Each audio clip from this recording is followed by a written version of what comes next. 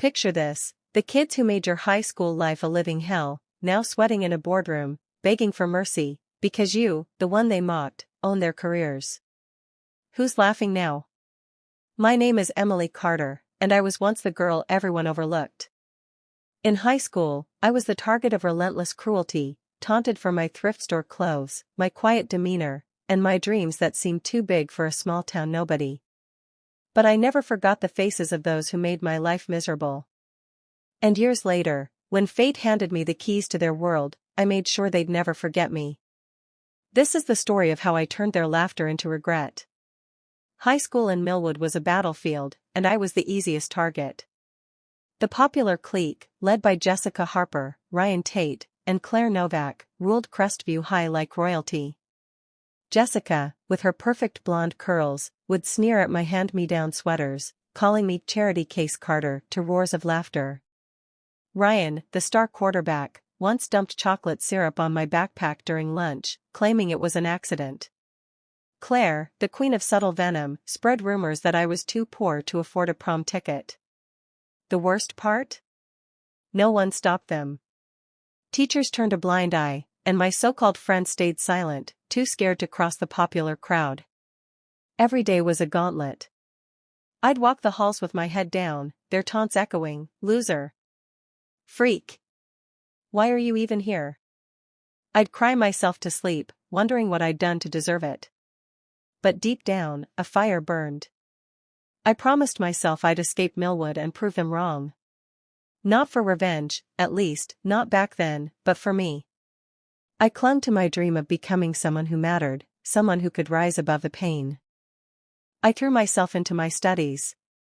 While Jessica partied and Ryan coasted on his football fame, I earned a scholarship to a top university. I studied business, coding, and finance, soaking up every lesson like it was my ticket out.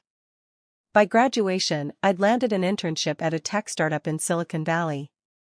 It was a world away from Millwood, and I thought I'd left my past behind. But life has a funny way of circling back. Fast forward 10 years. That shy, bullied girl was gone. I'd built a name for myself in tech, starting as a junior analyst and clawing my way up to founding my own company, Carter Innovations. We specialized in AI-driven logistics software, and by 2024, we were a rising star in the industry. I'd worked 80-hour weeks, sacrificed friendships, and poured every ounce of myself into my dream. When a venture capital firm offered $50 million to acquire a controlling stake, I took it, but stayed on as CEO. That money? It was my weapon, and I was about to wield it. One day, while browsing acquisition targets, I stumbled across a name that stopped me cold: Millwood Logistics. A mid-sized firm in my hometown, struggling to stay afloat. Curious, I dug deeper. The employee directory was a time machine to my past. Jessica Harper, now a sales manager. Ryan Tate, a warehouse supervisor. Claire Novak, head of HR. My heart raced. The people who'd made my life hell were now working for a failing company, one I could buy. I kept my identity hidden, using a shell company to negotiate the acquisition. Millwood Logistics was bleeding cash, and their board was desperate. Within months, I'd secured the deal for $12 million. On paper, I owned their company. In reality, I owned their lives. But I wasn't ready to reveal myself. Not yet. I wanted them to feel the weight of their past before they knew who was pulling the strings. I flew to Millwood under the guise of a consultant evaluating the company's operations. I wore glasses and a sleek suit, my hair dyed darker to avoid recognition. Walking into their office felt like stepping back into high school, but this time, I held the power. The first meeting was with the management team, Jessica, Ryan, and Claire included. They didn't recognize me, but I saw them clearly. Jessica's fake smile hid her stress. Ryan's cocky grin had faded with age. Claire's sharp eyes darted nervously. They were all on edge, knowing layoffs were looming. I played the part of a cold, calculating consultant, asking pointed questions about their performance. Sales are down 15% year-over-year, Ms. Harper. Care to explain? I asked, watching Jessica squirm. Warehouse efficiency is abysmal, Mr. Tate. What's your excuse? Ryan's face reddened, his old bravado crumbling. Claire tried to deflect with corporate jargon, but I cut her off. I'm not here for excuses. I'm here for results. Behind the scenes, I gathered dirt. Jessica had been fudging sales numbers. Ryan had a history of workplace complaints. Claire had ignored multiple harassment reports to protect her favorites. I documented everything, building a case to justify what was coming. But I didn't want to just fire them. I wanted them to face their sins. I scheduled a private meeting with the three of them, claiming it was about restructuring. The night before, I barely slept, my mind racing with memories of their cruelty. Part of me wanted to scream at them, to let out years of pent-up pain. But I had a better plan, one that would hit harder than any outburst. The meeting room was sterile, with a long mahogany table and flickering fluorescent lights. Jessica, Ryan, and Claire sat across from me, fidgeting. I slid 3 folders across the table, one for each of them. Open them, I said, my voice steady but sharp. Inside were dossiers, photos from high school, screenshots of their old social media posts mocking me, and detailed records of their recent workplace failures. Their faces paled as they flipped through the pages. Jessica's hands shook. Ryan's jaw clenched.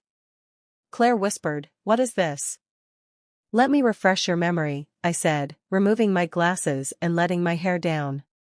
"My name is Emily Carter. You used to call me Charity Case Carter. Ring any bells?"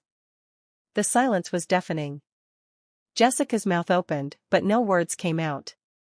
Ryan stared at the table, his knuckles white. Claire's eyes widened in horror. I leaned forward, my voice low. "You made my life hell. You laughed while I cried. But now, I own this company. I own you." I laid out their options. Option 1, they could publicly apologize at an all-staff meeting, admitting their past cruelty and current failures, then resign quietly.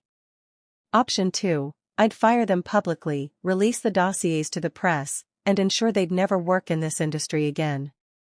"You have 24 hours to decide," I said, standing to leave. "Choose wisely." The next day, the all-staff meeting was packed.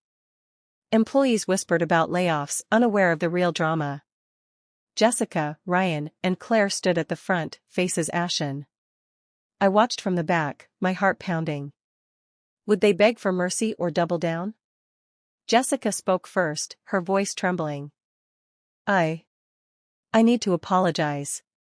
In high school, I bullied someone. Emily Carter. I was cruel, and I'm sorry. She choked back tears, unable to meet anyone's eyes. Ryan mumbled a half-hearted apology, clearly humiliated. Claire, ever the manipulator, tried to spin it, but the crowd wasn't buying it. They resigned that day, their reputations in tatters. I could have stopped there, but I didn't. I used my position to transform Millwood Logistics, investing in employee training and better wages. The company thrived, and I made sure the town knew who was behind it. The same people who'd ignored my pain now celebrated my success. It wasn't about revenge anymore, it was about rewriting my story. Looking back, I don't regret what I did. Jessica, Ryan, and Claire faced consequences, but I found something better than vengeance: peace. I'd turned my pain into power, not just over them, but over my past. And that's a victory no one can take away. So, what do you think? Was Emily's revenge justified, or did she go too far? Drop your thoughts in the comments, and don't forget to like and subscribe for more stories of triumph and payback. Until next time, keep rising above.